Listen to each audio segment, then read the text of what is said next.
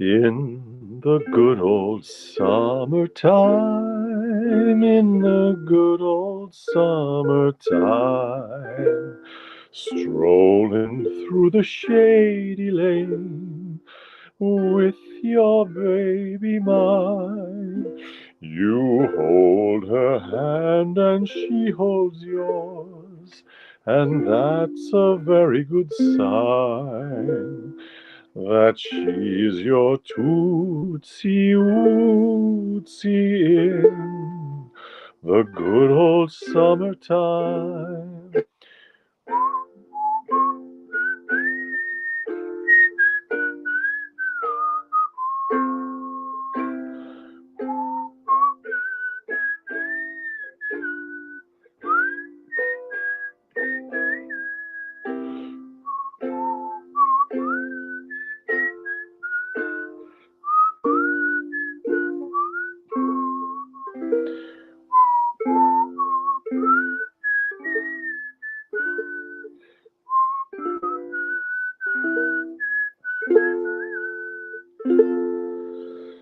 You hold her hand and she holds yours, and that's a very good sign that she's your tootsie wootsy in the good old, the good old summertime.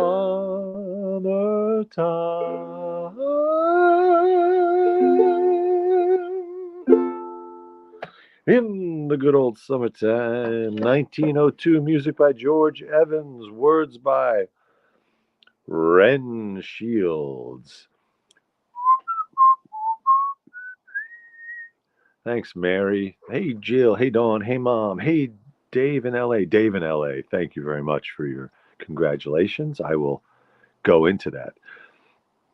Richard, hello. He says, if I called my girl Tootsie Woodsy, she'd take my head off. Yeah, we don't call people Tootsie Woodsy anymore. It's a little bit condescending. Even even the word pet name is a little bit condescending because who wants to be someone's pet? Well, maybe some people want to be someone else's pet. Whatever you're into, as I've said before on the show, whatever you're into, as long as no one gets hurt, and even if someone does get hurt, as long as there's consent. In most states, that remains legal.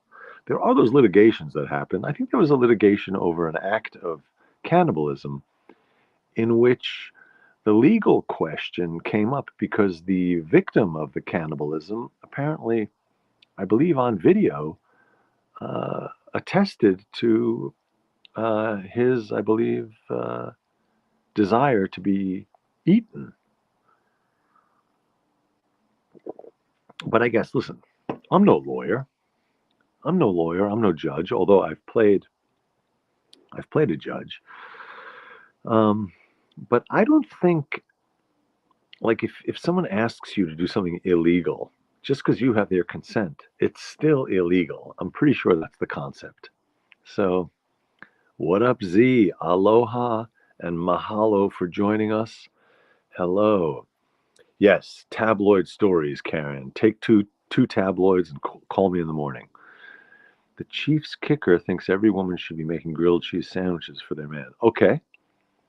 Well, I think he should. I was going to say stick to kicking, but I don't know. I don't believe in that kind of opinion you hear people bandying about when someone makes some statement that you disagree with. You dismiss their opinion by simply saying they should stick to whatever their job is. I don't believe that. Why should people stick to their job? I think people should be free to express themselves. Hello, Dawn. Hello, Don. Dawn, Don, done. That sounds like the three participles of a verb. Dawn, Don, done. That's if you were to conjugate the verb done. Hello, everybody. Nice to see you. Thank you, Z, for tuning in. I see if you said you have to go back to chores, I get it. Blue Lady, hello. Hello, Richard. Hello, Mom. Hello, Dave. Hello, Mary. Hello, Neuro. Hello, Karen. Bonsoir a tutti. So, Dave, I'm going to take your congratulations as a cue. Yes, I got nominated for something, which is very exciting. So I've mentioned that our mockumentary today is now got into a couple of film festivals, and I just found out today in one of them I was nominated in the breakthrough actor category. I'm gonna read it.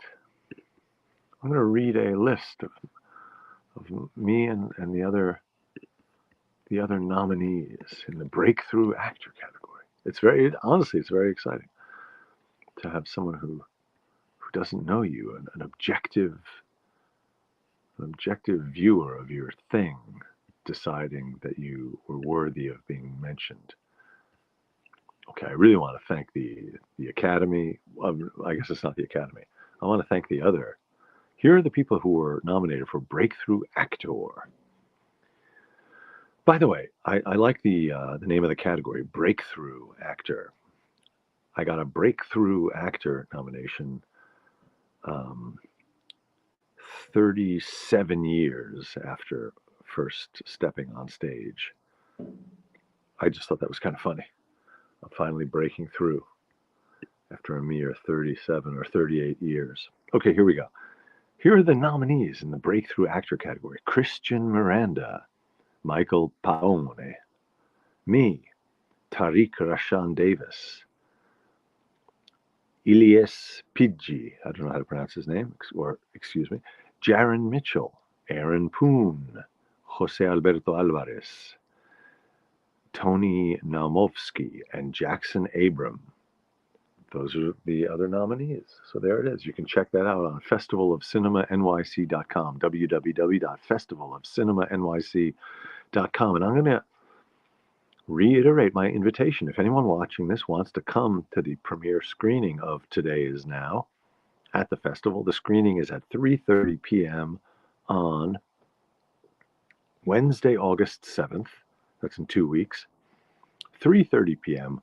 Wednesday, August 7th at the UA Cinema on Queens Boulevard. You can find all information and ticket info at festivalofcinemanyc.com. That's festivalofcinemanyc.com. And we're going to have some Indian food at a restaurant nearby after the screening, and that'll be my treat. So send me a direct message if you'd like to join. That's funny, Blue Lady. After 37 years, I'm practically an overnight sensation. I like it. In the good old... I think someone said only one dog hair, LOL. I don't know if you were referring to this, if you thought this was a dog hair on the lens, but it's actually a blade of lemongrass.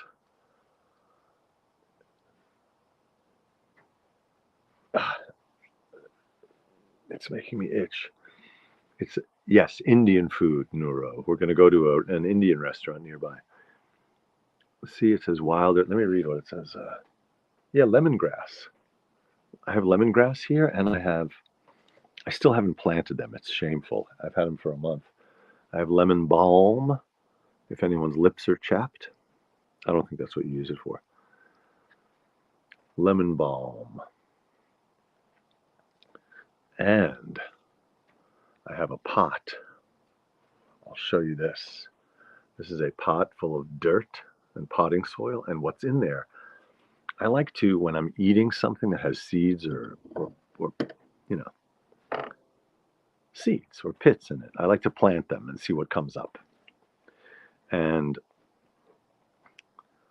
what I had going the other day, when I eat an apple, I cut around the core and leave the core there. I left the core in a little dish with the seeds, the apple seeds, inside the core, a little bit damp in some water. And to my amazement, that really worked. So in the structure of the core of the apple, which was still intact, some of these seeds started sprouting nice, healthy looking roots. So I put the whole rigmarole in the dirt, and I'm waiting patiently for them to pop up. And maybe I'll have an apple tree. And then some other stuff is in there. Oh, that reminds me, there was a peach pit that came out of the peach today.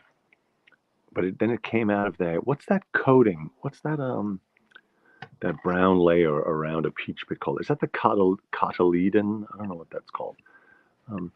The outer casing of a peach pit. What's that called? La, la, la. Why does a peach pit look like an almond? Someone says. Did you know almonds are related to peaches? Oh my God. Why does it look? That's interesting. It does look like that. I didn't know that. Okay, we're not going to watch a whole video about that. Sometimes seeds sprout inside tomatoes, so that's cool. You have 100 avocado plants. Very cool, Kathy. Yeah, I have avocado plants, and I have a lot of citrus trees in my apartment. I got to go visit them this week because they're baking. They're baking in the Brooklyn heat, and they haven't had water in a few weeks, so I hope they're fine. What is the coating of a peach pit called? My guess was cotyledon, but I don't think that that's right. Oh, the endocarp. Endocarp? Pericarp. Here's a vocab. We're going to learn some stuff tonight, people. I know it's a little dull, but I'm intrigued. Wah, wah, wah, wah, wah, wah, wah. It's called the fuzz. No. That's on the outside of the peach. I'm talking about outside of the peach pit.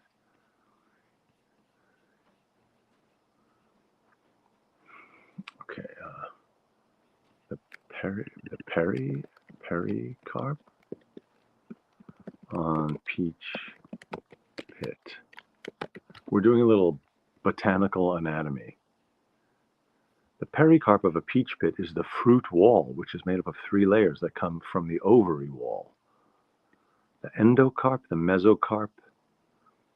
No. That's, oh yeah, the endocarp. The innermost layer. I don't know, man. The outer shell of the pit. The endocarp. Okay, we have it. We have our answer. Endocarp. Yeah, so Kathy, my question is if you have the interferon, very nice. We're into embryology here. The outer integument, is that right? Is it the outer integument? I don't know. Peach pits cure disease, yes. If you dip them in Tylenol and then eat the Tylenol. Oh, let me say another word about that song I opened with tonight, In the Good Old Summertime. I've sung it a bunch on the show. I'm a fan of it. It's from 1902. It's one of the older numbers. In the good old summertime, in the good old summertime, strolling through the shady lanes. It's shady lanes. It's plural. I said lane. Strolling through the shady lanes with your baby mine. You hold her hand and she holds yours, and that's a very good sign that she's your Tootsie Wootsie in the good old summertime. Thank you, Stephanie, for the congratulations. Much appreciated. Did Steve McQueen take peach pits? I don't remember that. Was that? My dad had to do interferon. Oh my God, that's a heavy drug. I can't remember what it's for. Oh, you live in Maine, not Texas, Kathy. So you have your 100 avocado plants. So you got to have them inside for 6 months of the year.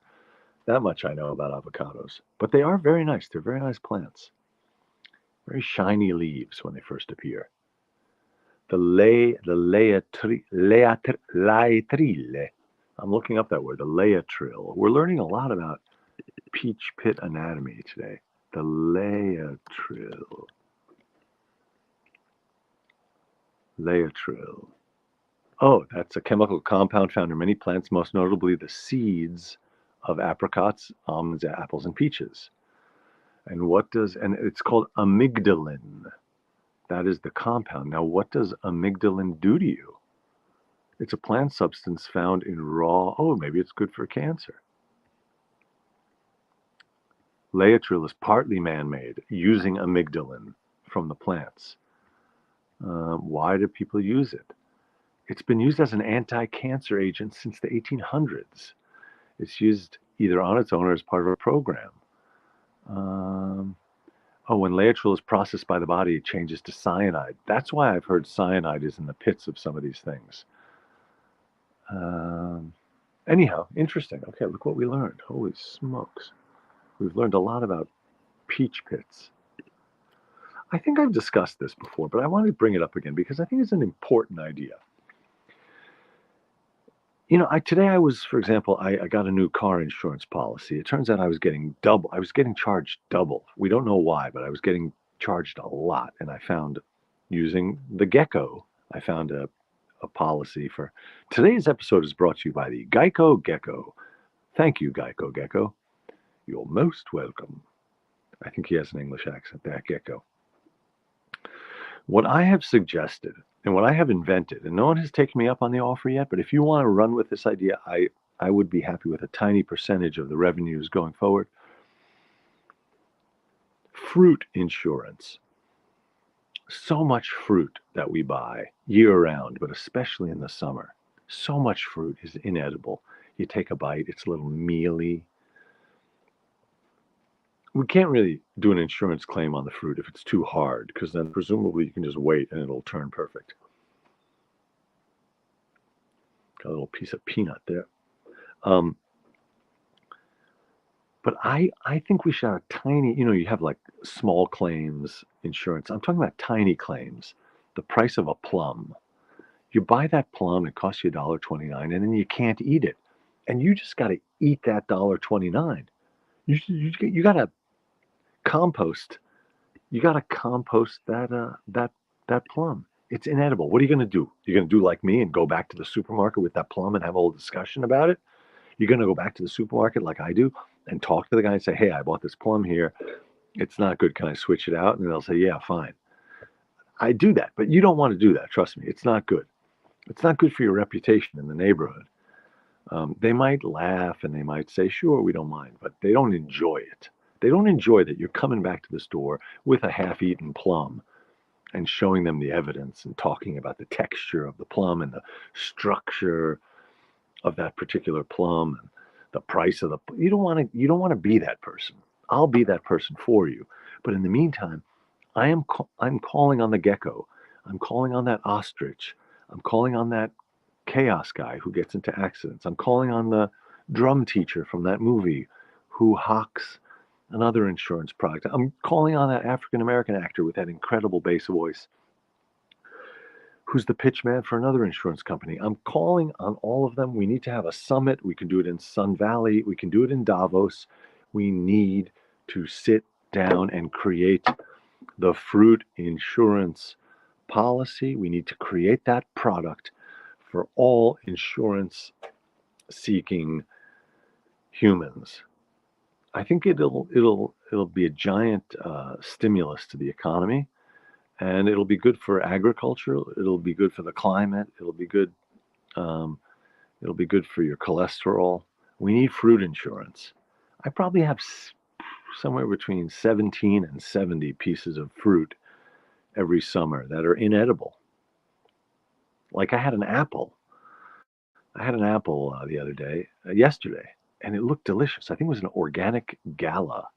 It might have been a Fuji. Cut it open. No, a little bit taupe, a little beige, a little mealy. It wasn't terrible. It wasn't rotten, which was the word I used at first when I was complaining about it. It was not rotten. It was just, it had seen, its best days were behind it, that apple. What did I do with it? I cut it up and I put it in a stew that I had already been making. It was a cabbage thing. And I ate it cooked. It was okay. But I would say that would be a claim. You could make a claim to the gecko and they would send you back your, $2.27 for that apple. That's what I'm saying. I know it sounds like small potatoes or small apples, but it adds up. It adds up. Is anyone with me? Do we know anyone? Is anyone in the audience happen to be an insurance company executive? In the good old summertime. I don't love Pink Lady. I like the Pink Ladies in the movie Grease. I like Pinky Tuscadero. I like that actress. Who was she? Can't remember her name. She might have even gotten a supporting actress nomination for Grease. Stockard Channing, was that her name? Stockard Channing, I think. But I'm not a fan of the Pink Lady apple. I think it's a little bit on the sour side or something. But I love a lot of kind of apples. Oh, Max and Dawn, you're eating good strawberries right now. That's fantastic. There you go. You don't have to make a claim, but isn't it nice to know you have the fruit insurance in case one of those strawberries is just yuck? Insurance for fruit. Exactly, Richard. That's what I'm saying. What will be the fruit deductible? Very good question. See, Mary, I like where you're going with this. So you're starting to think on a granular level about my business idea. See, I'm just the big concept guy. I'm the big I'm like I'm the innovator. I need the quants. I need the bean counters or the apple counters. I need people who can get into the nitty gritty or the nutty gritty, and they can figure out how to do this. So what would be the deductible? I don't know, maybe $5. You have to meet that deductible before the company starts sending you those nickels, dimes, and quarters. Oh, Dean Winters, Stephanie says. The chaos actor is Dean Winters. He was on SVU. Well, I remember him he played Tina Fey's boyfriend on 30 Rock, and he was terrific in that role. Yeah, I'm pretty sure that's him. I'm pretty sure that is he. Let's use the predicate nominative whenever we have the chance. We should say things like, yes, I believe that is he, or that was I, whom you saw at the movie. And the African American actor with the incredible voice is Dennis Haysbert. Thank you, Stephanie. That's awesome. By the way, I saw your dog on Facebook looking incredibly cute yesterday. I love your little dog. Nuro makes a good point. He says, this is why I stick to fruit-flavored food products. Yes, if the fruit or the fruit product or the fruit-related product has been created in a laboratory somewhere along the New Jersey Turnpike, you're guaranteed freshness. You're guaranteed that it's not going to be mealy and it's not going to be off. The flavor is the same 10 out of 10 times. Blue Lady says fruit seems to be off this year. Corn, too. That's actually really interesting because we have an apple tree here. Last year it gave us about 40 apples. This year, one apple. There's a single apple patiently growing on the tree. We'll see how it turns out. Sour grapes. Apples, peaches, pumpkin pie. Keep talking about this makes me cry. Thank you for that poem, Richard. That's beautiful. I ate a peach and an avocado today, says Mary in Chicago. I salute you. That sounds like a healthful day. Australian accent, I thought. Oh, now I'm lost. I can't remember who that was. Avocado and tomatoes are pretend fruits, says Dr. Feldman. You're right. They're vegetables. Oh, no. They're fruits, but people think they're vegetables. That's right.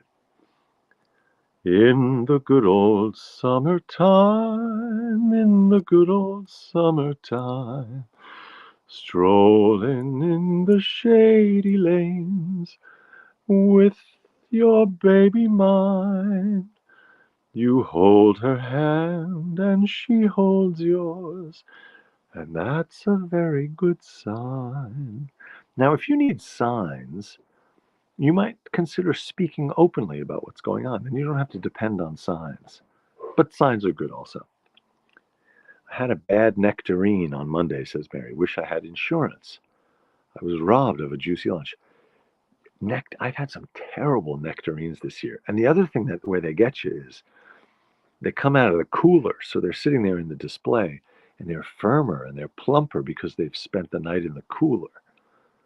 Then when you get them home, when they've warmed up slightly, forget it. They've lost all of their structural integrity, and they no longer have that nice sheen of condensation on the skin. And you're totally out of luck. That's when you need to have the Geico app on your phone, and you could just file quickly with just a few clicks. Send a photo of the fruit, and they'll Venmo you 24 cents. That's what I'm talking about. I think we're going to do this. I ate a road apple in Central Park this morning. Jeez. I think is that from one of those poor horses that draw the carriages around the park? That's terrible. Che schifo. Oh, I want to talk about that word schifo, which is beautiful. So the word schifo in Italian means disgusting. Like, that's gross. Che schifo. How disgusting. Schifo. Schifo. So in the Bronx, where I grew up, that became a verb. Italian Americans took that word schifo and turned it into a verb. So they took the adjective for disgusting and they turned it into skeeve. That you would say, oh, that skeeves me, or he really skeeves me. He skeeves me. He grosses me out. So they took that Italian adjective and turned it into a verb, which is very nice. And then there was another one that was just, oh, that was the greatest one I ever heard. In Philadelphia, apparently. So the word malocchio, the evil eye in Italian, the malocchio. If you give someone the malocchio, you're cursing them. You're giving them the curse. I curse you with my malocchio, the evil eye. Apparently, in Philadelphia, they took that word malocchio and they switched the letters around so it came out as maloik.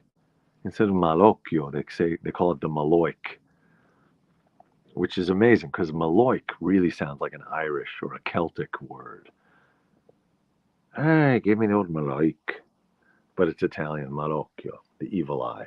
I just love how that happens. All right. Don Dunn. Oh, this is a good idea. This would obviate the need for fruit insurance. Don Dunn suggests invent a fruit x-ray machine and scan the fruit and write an AI program that could tell you how long the fruit would be kept fresh at certain temperatures for a specific amount of time. I like that idea. So instead of having fruit insurance, we could just get a whole tech company in Silicon Valley to create a portable fruit x-ray device with AI that could tell you without having to bite into it. Instead of squeezing the fruit, you could just run the fruit through that machine. Okay. All right. Well, we've done a lot. We've said a lot. I think we've solved a lot. Let me reiterate my invitation. If anyone wants to come see the premiere screening of Today Is Now, the mockumentary, the long-awaited, it's been gestating longer than a fetal elephant, this mockumentary. Wednesday, August 7th, in 2 weeks, Wednesday, August 7th at 3:30 p.m. at the Festival of Cinema NYC. Go to www. I don't like how people say W. It's W. It's not W. www.festivalofcinemanyc.com. Get yourself a ticket. Get a few tickets. We'd love to sell it out. And then come join me for some Indian food, a mere 4-minute walk from the theater. And food is on me. And Mary, I don't want to hear your excuse. Oh, I'm in Chicago. Get on a plane and come see the movie. I'll get your ticket also, not just dinner. Okay. You hold her hand and she holds yours, and that's a very good sign that she's your Tootsie Wootsie in the good old summertime. Oh, other big news. I established a Dr. Samuel Benjamin TikTok.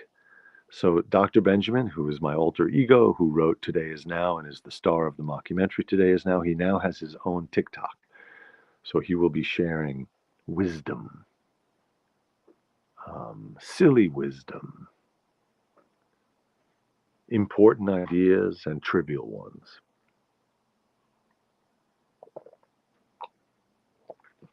That's funny. I dated a fruit. Was the fruit you dated dry? You ate Don't eat too many blossoms. Okay. All fruit should be date stamped. That's a problem though, because now my other issue is with fruit stickers. This whole thing of stickers. Every piece of fruit now has a plastic sticker on it. Drives me nuts. Drives me fruity. Hello, Dad. Nice to see you. Nice to have you with us. We've been singing in the good old summertime from 1902. Tootsie Wootsies. We decided that's an outmoded way of addressing anybody. Have an apple a day. Yes, Mary, we agree. We hate the fruit sticker. You know, yesterday I was going, nothing you can do to take me, da dee da. It's actually not the right chords. That was a C to a C major 7. In fact, I think it's supposed to be a C major 7 to a C6. Nothing you can do, da da da da da da. It turns out that's what it is. It's a C major 7 to a C6. Nothing you can do, da da da.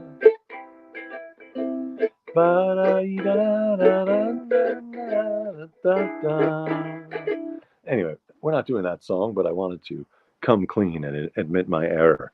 Okay, now I'm going to play us out. Thank you very much for tuning in to the No Show. I'm Ethan Hirschenfeld. That's Ethan Hirschenfeld. There it is. This is the No Show. Nothing you can't take me away from my pie. Very good. Yeah, the fruit stickers do end up everywhere. What the hell are you supposed to do with those fruit stickers? They end up in the trash. It's terrible. You should have a printer. They should have some sort of edible ink that you could print them. Anyway, here we go. I'm going to play us out. Good night. Thank you for your ears and your eyes and whatever other sense organs or other organs you've used to tune in and enjoy the show. And please share this. Share this episode. I'm going to quote David Feldman right now. If you've enjoyed any of this, I noticed that today. I really like that because it's not, you don't have to enjoy the whole thing. You might have hated 31 of the 32 minutes, but if you enjoyed any of this, send a link to a friend. Oh, we ain't got a barrel of money. Maybe we're ragged and funny, but we travel along, singing a song side by side. Don't know what's coming tomorrow. Maybe it's trouble and sorrow, but we'll travel the roads, sharing our load side by side. Through all kinds of weather, what if the sky should fall? Oh no, just as long as we're together, it doesn't matter at all. When they've all had their quarrels and parted. That's a little Schadenfreude. When they've all had their quarrels and parted. Schadenfreude in the third verse. When they've all had their quarrels and parted, we'll be the same as we started, just traveling along, singing a song, side by side, by side, by side. Oh yeah, send a salami to your boy in the army. That hangs on the walls at Katz's Deli. Send a salami to your boy in the army. All right. Thank you very much, everybody.